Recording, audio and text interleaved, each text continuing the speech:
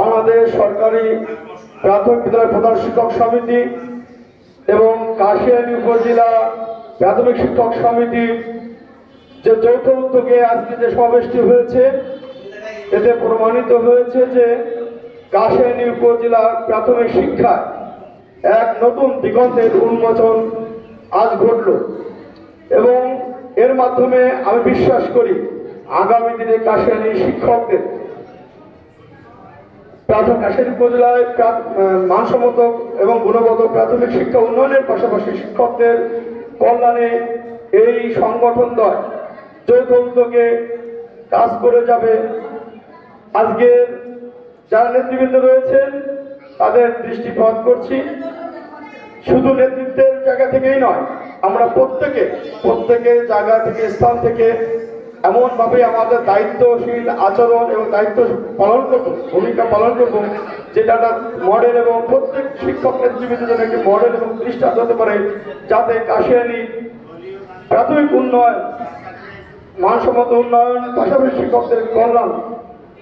আমাদের যা করণীয় আমরা সকল কাজগুলো করব এবং আমরা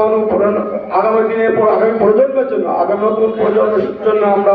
অনুপ্রেরণা হয়ে থাকতে পারি, নেতৃবৃন্দের জন্য অনুপ্রেরণা হয়ে থাকতে পারি, সেই প্রত্যাশা জ্ঞাপন করছি। একটি কথা না বললেই নয়, উপস্থিত শুধু আপনারা সব অনেকে অবগত আছেন এই সংগঠনের প্রয়োজনীয়তা এবং সুবিধা কি।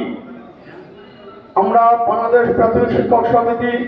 2017 সালের 17 জানুয়ারি যাত্রা শুরু করেছিলাম, আজ 2024 সাল, এবং আমাদের প্রধান শিক্ষক বাংলাদেশ সরকারি প্রাথমিক শিক্ষক সমিতি প্রধান শিক্ষক সমিতি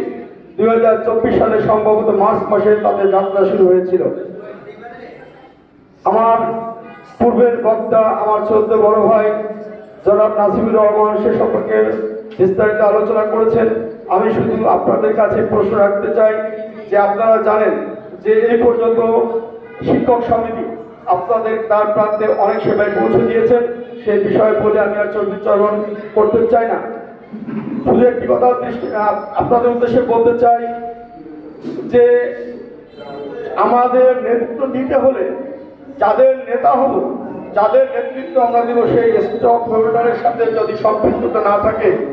তাহলে আমি যতই নিজেকে নেতা বলে স্বীকৃতি পাওয়ার আশা করি না কেন,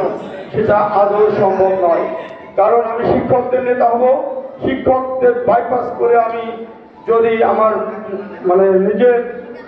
ঘোষণা করার চেষ্টা করি, সেটা কখনো শিক্ষকরা, সাধারণ শিক্ষকরা মেনে নিবে না।